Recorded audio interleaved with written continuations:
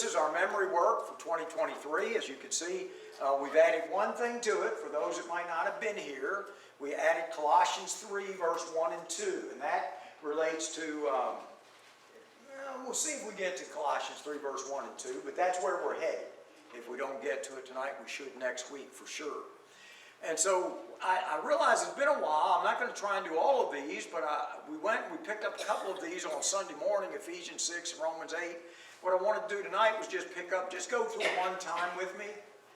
Here's one we haven't done in a while. We were doing it a lot there at first. Let's all together. Hebrews 10, verse 24. And let us consider one another in order to stir up love and good works. Yeah, that's our theme. Comes from that for the year. And then this one from Colossians 3, verse 1 and 2. You're working on it, I'm sure. So, Colossians 3, verse 1 and 2. If then you were raised with Christ, seek those things which are above where Christ is, sitting at the right hand of God. Set your mind on things above and not on things on the earth. Those two things go together. In fact, all of the first 4 verses go together, and then it leads into the application pretty quickly from that. So here we are down in Colossians 2, down to verse 20 through 23, and we're talking about the exalted Christianity, exalted over asceticism. We'll define all that, talk about it in more detail, but let's read this, Colossians 2, 20 through 23 together. Therefore, so we're concluding some things based on things that have come before. If you died with Christ from the basic principles of the world, why, as though living in the world, do you subject yourself to regulations? Do not touch, do not taste, do not handle, which all concern things which perish with the using, according to the commandments and doctrines of men. These things indeed have an appearance of wisdom in self-imposed religion. False humility. You'll notice the word false is italicized. I mentioned this last Wednesday. But it's a good word here, because this isn't the proper humility. This is a false humility. And neglect of the body, but are of no value against the indulgence of the flesh. There's an example of this. If you'll go over to Matthew the 15th chapter, it's one that we're very familiar with. And I'm going to try and use familiar things this evening so that we can get the import quickly. I want to read beginning at verse 1, but we're not going to read all the way down through verse 9. Just pick up verse 1 and 2. Then the scribes and Pharisees who were from Jerusalem came to Jesus saying, why do your disciples transgress the tradition of the elders? For they do not wash their hands when they eat bread. Now there's several problems with that. From everything I've studied this is called what? In these verses? Tradition of the elders. So we're dealing there with tradition of the elders, but they're condemning with their words the disciples of Christ because they're not washing their hands. That's kind of, you get the idea of, but the thinking is that they weren't washing their hands properly. Not that they weren't, in the habit of, good habits like we would think about. With the Jews, you had to cover the tip of your finger all the way to the elbow in this washing. It was very ceremonious. And so it was done like their prayers oftentimes, and Jesus dealt with that, done in public so that people could see what they were doing and all that went along with it. That's the tradition that they're talking about. Now, whether or not, I don't want to add anything here, but it does kind of open that up. It's interesting that Jesus doesn't defend the disciples, doesn't need to, but rather goes to, look, you've got these traditions and you've got some problems with your so-called traditions because you've allowed them to allow you to thwart God's commandments. Now that applies to our lesson in Colossians 2. That's why I wanted to get that. So we're just going to pick up in verse 8. These people draw near to me with their mouth and honor me with their lips, but their heart is far from me, and in vain they worship me, teaching as doctrines the commandments of men.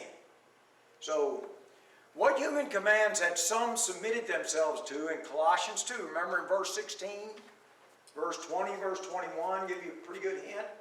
Where did these traditions come from?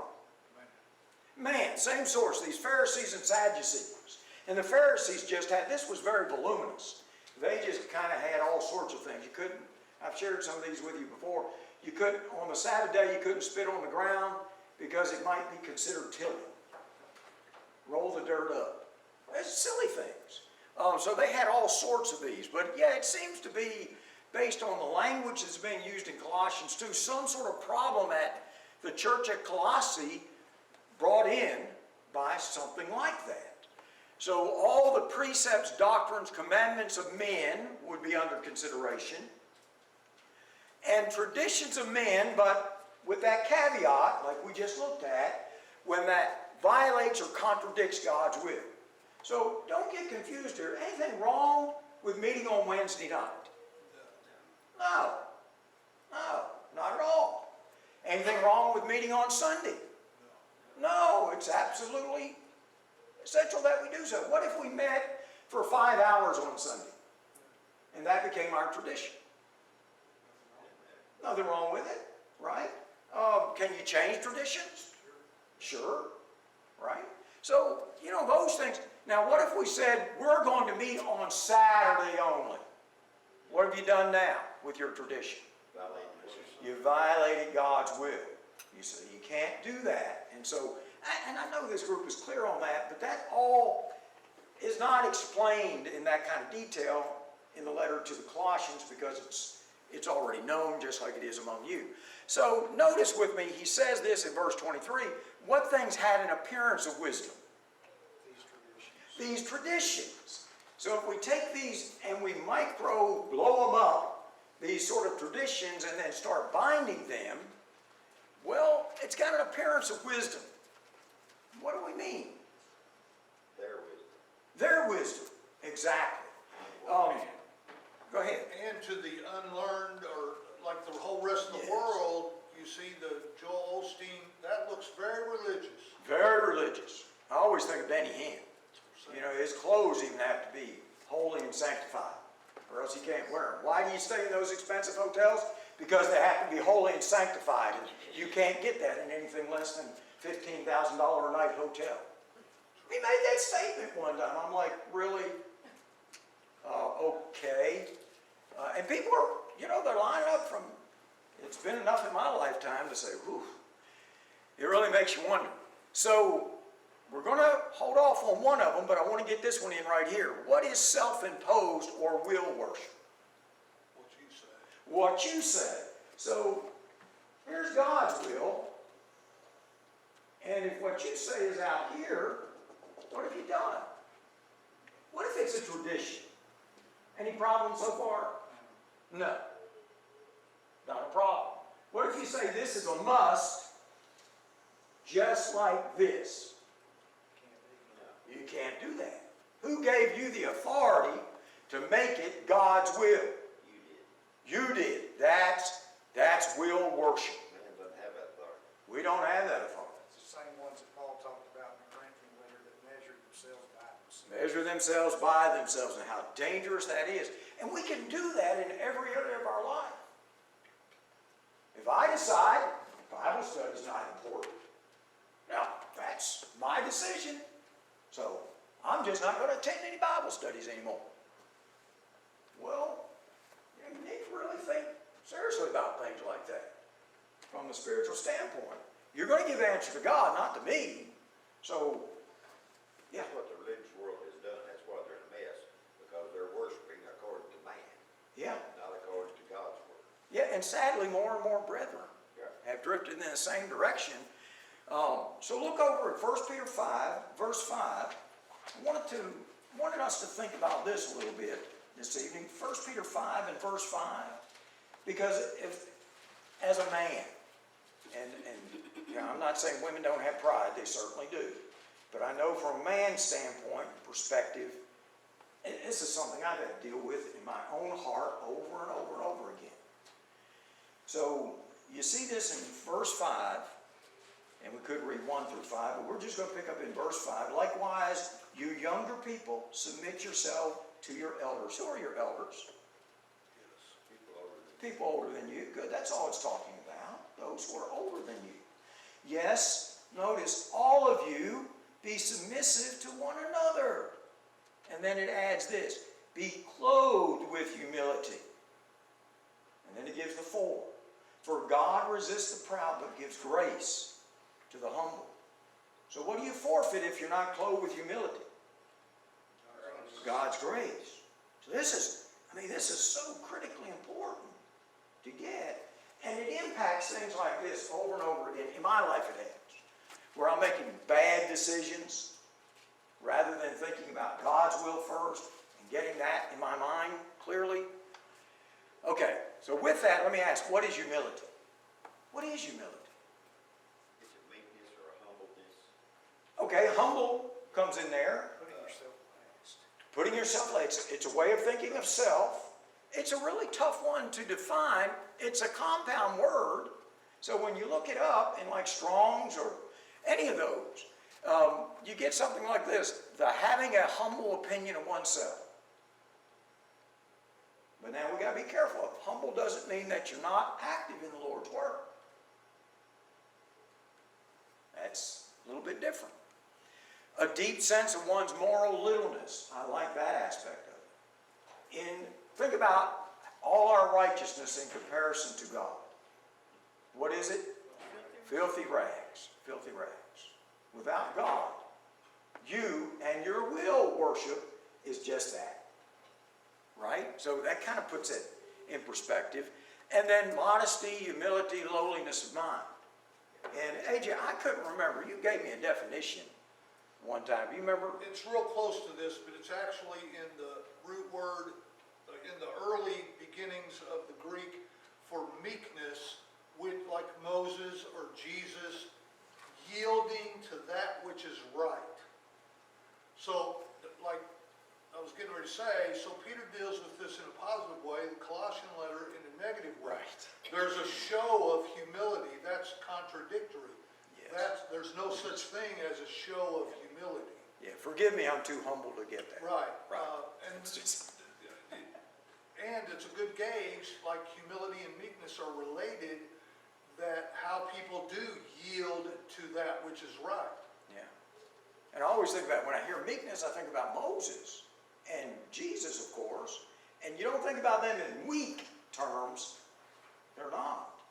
But that aspect of it, and I almost called you today, but I knew you were pretty covered up and busy. But okay, so on the other side of that, AJ kind of started to give it, we got this word false. And as I said, the translators put that word in to help us, because this is in the negative over there in Colossians. You don't want that kind of humility. What is it? It's like making long prayers to be heard. Wordy and Not extravagant. being humble, you're putting on a show. You're putting on a show. Or proud. Putting on a show. That's why they're talking about there, not be proud. Yeah, it really goes exactly right. So God, humble, you want His grace, be humble. Doesn't mean be inactive, but have the right view of yourself, the right view of God, and righteousness, and incorporate that righteousness into your life. Whatever cost that comes at. You know, that's not easy. It sounds simple. So, I want to go a little bit further. Here's a big word, this asceticism. I think everybody got it when we were talking about this earlier, but I want you to see that we don't want to miss this and think it's all bad. The Greek, askeo, to exercise or to train the practice of the denial of physical and psychological desires in order to attain a spiritual ideal or goal. So here it's used with the spiritual, but originally the Greeks used it thinking about their athletes. Think about what an athlete denies himself or herself in order to be a supreme athlete. Takes quite a bit, doesn't it? Yeah. You look at those gold medal winners and so forth. But now this is coming into the spiritual. So someone has a spiritual ideal or goal, and now they're applying this, but it's not just that. Hardly any religion has been without at least traces or some features of asceticism. And true religion has it. So that doesn't upset me, other than what people have done with it. So the practice of strict self-denial, now we're getting closer to what we're talking about in Colossians, as a measure of personal and especially spiritual discipline. See, that's kind of more of a show, isn't it? You see how that fits in with that? the condition, practice, or mode of life of an ascetic. That's what they're called, rigorous abstention from self-indulgence. No, that's a lot of big words. Here's a real simple way to get it. Go over to Luke 9. Luke 9.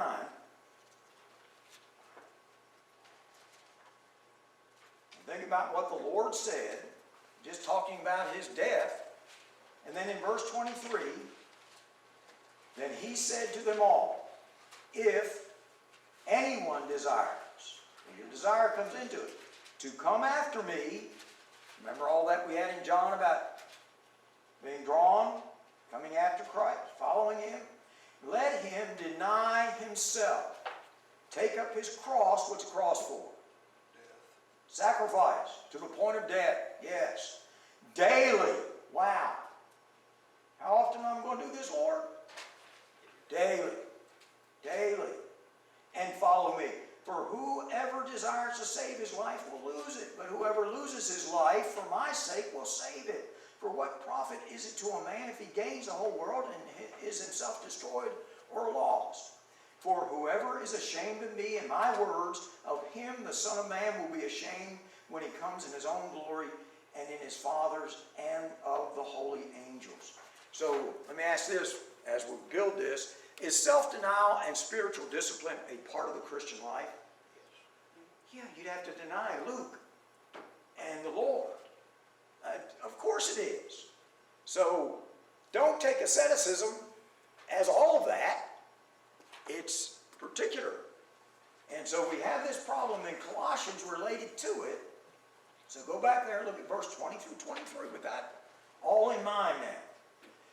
Therefore, if you died with Christ from the basic principles of the world, why, as though living in the world, do you subject yourself to regulations? Do not touch, do not taste, do not handle, which all concern things which perish with the using, according to the commandments and doctrines of men. These things indeed have an appearance of wisdom in self-imposed religion, will worship, false humility, and neglect of the body, but are of no value against the indulgence of the flesh. So, we're concerned about the indulgence of the flesh. Lust of the eye, lust of the flesh, boast of pride of life, that's sin. But building up this whole straw man for yourself and saying, well, I don't ever do that, I don't ever do this, and I never eat, fish on any day but Friday, and you build up all sorts of traditions around things like this, and now you're starting to float right into the Pharisee, Sadducee territory, and that may be what's going on. It certainly appears that something at Colossae has gotten in among them brethren, and it's affecting those of the faith. How does this self-denial of Luke 9 differ from Colossians 2, verse 20 through 23? The doctrines of men. Did you see that? Those doctrines of men.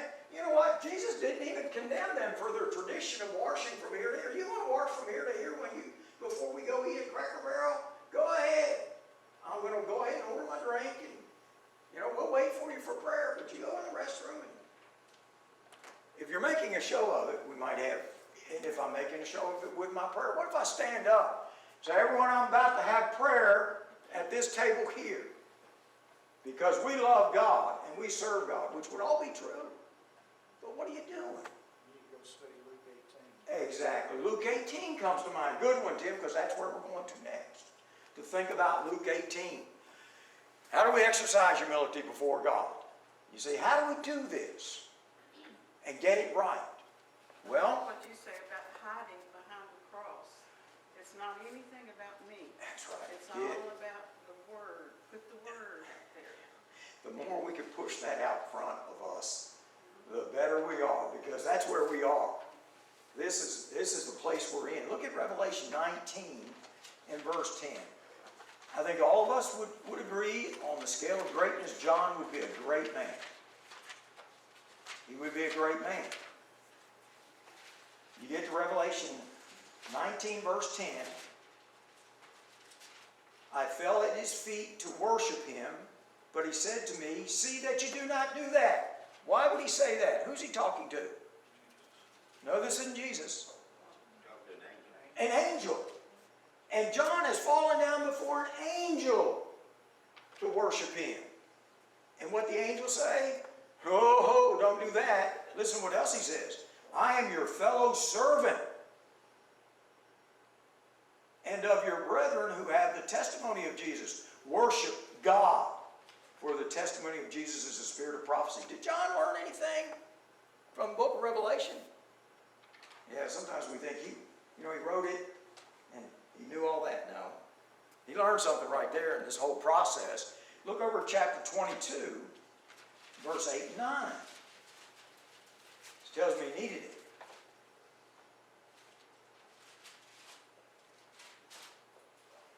Now I, John, saw and heard these things, and when I heard and saw, I fell down to worship before the feet of the angel who showed me these things.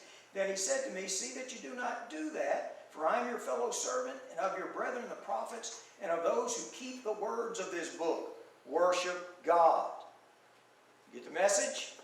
So how do we exercise humility before God? Worship God. His will, His way, don't add to it. So was it okay for John to worship an angel? Why not? He's not God. It's just that simple. You worship a man? Really? You get yourself all worked up about some man in this world, and you find yourself worshiping them. Be careful. Was it okay to fall down in the presence of an angel to worship God? No. It's not like you're doing it with any regard to the angel. If you're giving regard to the angel, you see how you've mixed things now. Now, if we fall together to worship God, just for somebody else to see it. just for someone else, well, even John in his own mind has got this elevated idea of angels, and now, so who alone is to be worshipped? Not Paul. Who alone? God. God. God. So, if that's not the case, what happens to my humility? What happens to your humility? It's not going to amount to anything. It's not going to matter. We're slipping away from it. See? More concerned about what God says about things. How does that require humility? How does that require humility? To your point, You gotta submit. you have to submit to what? God's will. God's will.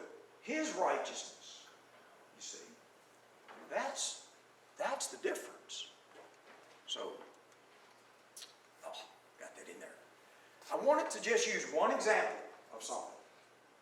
And that something is fasting. You might have chosen something else, but I thought this would be a good way to do this.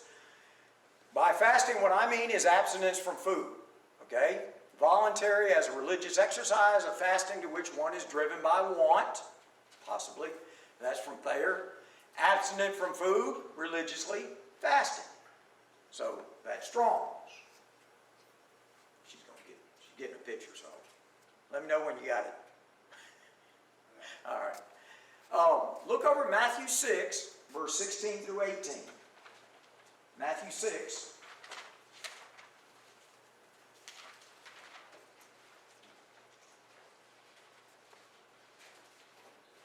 Jesus talked about fasting, didn't he?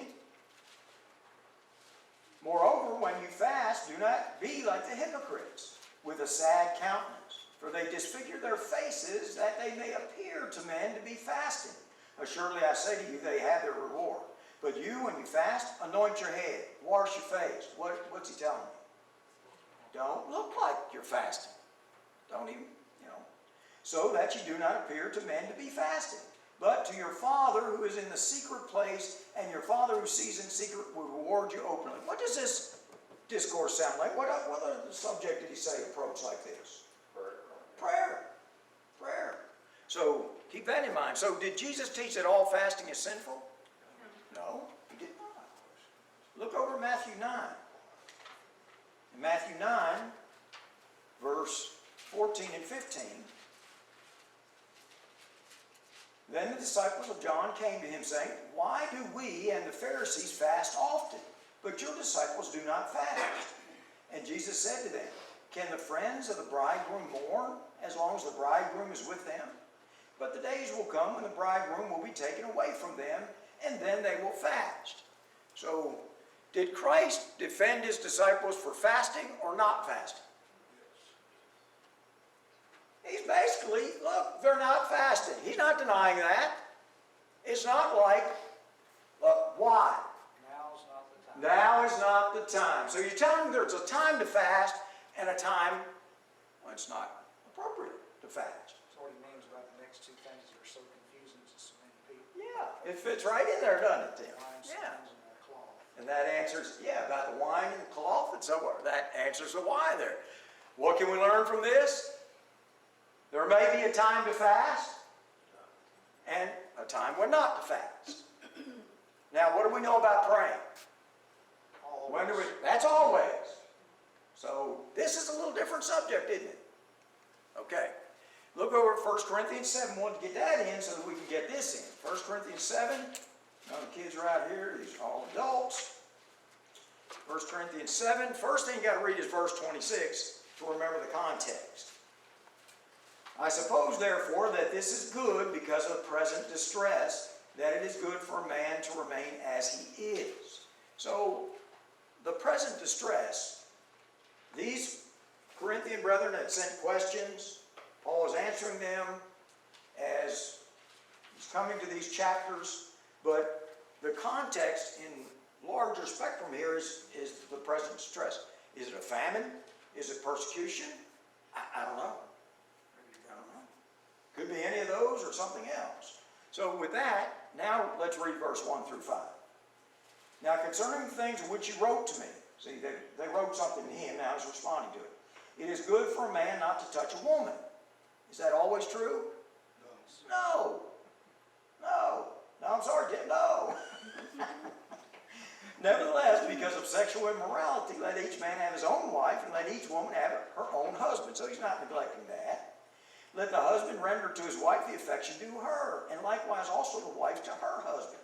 The wife does not have authority over her own body, but the husband does. And likewise, the husband does not have authority over his own body, but the wife. Do not deprive one another. Here's our point. Do not deprive one another except with consent for a time, that you may give yourselves to fasting and prayer, and come together again, so that Satan does not tempt you because of your lack of self-control. Don't forget the present distress. All right? So what's included in fasting? Prayer. In this case, fasting and prayer go together. That's a lot of times the case. We see that with Jesus and with others. When is it okay in the 1 Corinthians 7, we're still there. When is it okay with consent? And a lot of people forget that part of it. Consent for a time. So that means we both have agreed upon, the husband and wife, both agreed upon this, to not render affection. For fasting and prayer. For fasting and prayer. Name the other times. Nothing else that I know of. So, what does Paul caution even with this? What's he caution in verse 5? Satan's involved. Satan is watching. And he may take advantage of you during that time. Right? We're adults. You get that? Okay. How does this fit with the context? Verse 26.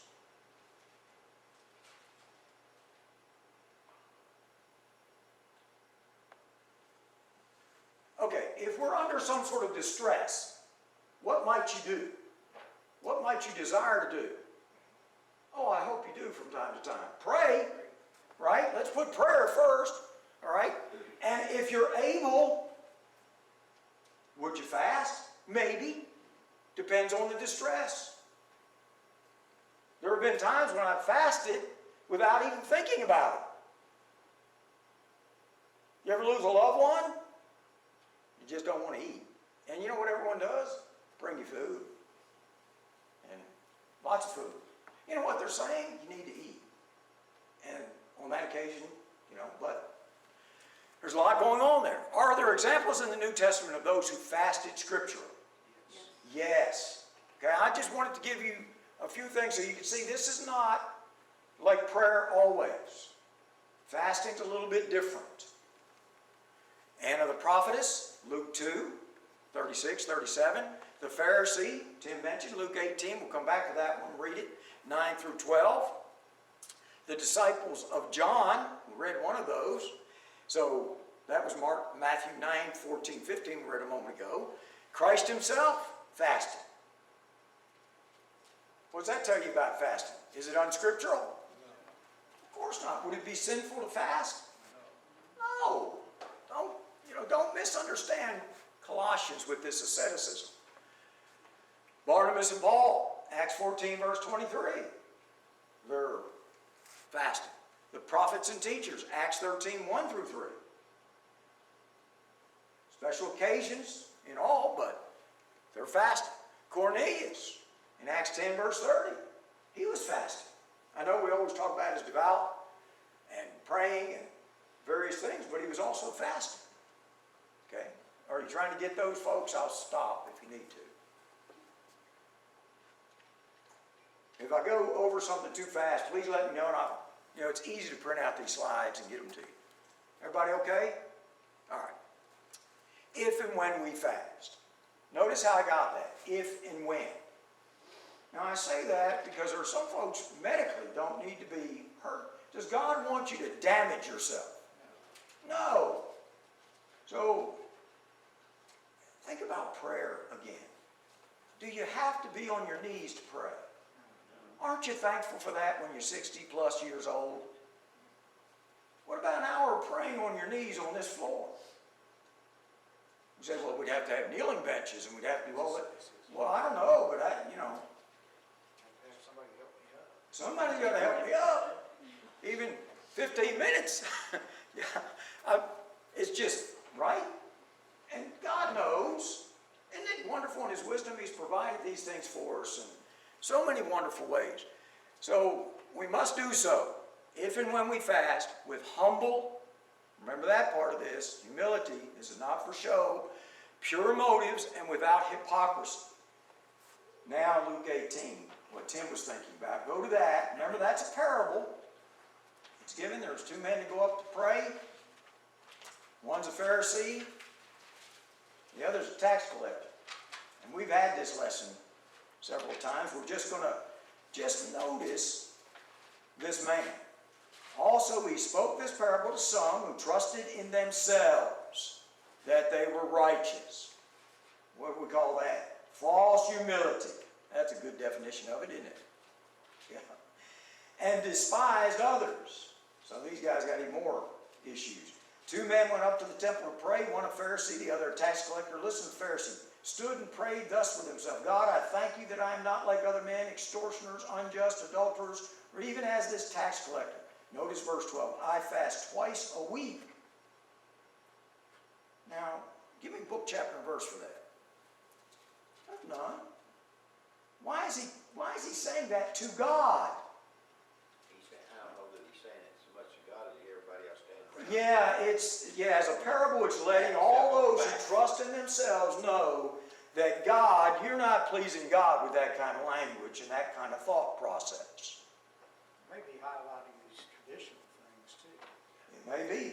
He did oftentimes do that very thing. So if it was a tradition to fast twice a week, right, you could see where some of those traditions might come about. I give tithes of all that I possess, and so forth. So we don't want to do that. Remove hypocrisy from it. Yeah. Yeah, but he lied to God and all those people in verse 11 said he's not extortioner, unjust, devours widows' houses, adulterers. James uses it in the spiritual sense. He was the epitome of spiritual adultery. Right. Or even as his publican, which is the inverse, which is better than his state. Yeah. Delusion. Delusion If he does believes that. it, I don't know if he believes it or not. Yeah. Well, being a parable, it would certainly hit a lot of those things. Look at what we're told. What are we told to do in 2 Corinthians 13:5? You've heard enough lessons on that. Test yourself. Test yourselves. Prove yourselves. What's the rest of it? Whether or not you're in the faith. So if you're practicing with impure motives and you're practicing hypocritically, well, what's this going to do for you? Are you in the faith? No. Be honest with yourself. You're not in faith when you're doing that. So we must not do it, as a show to impress others. Go over there in Matthew 6. Matthew 6 is what's going on, isn't it?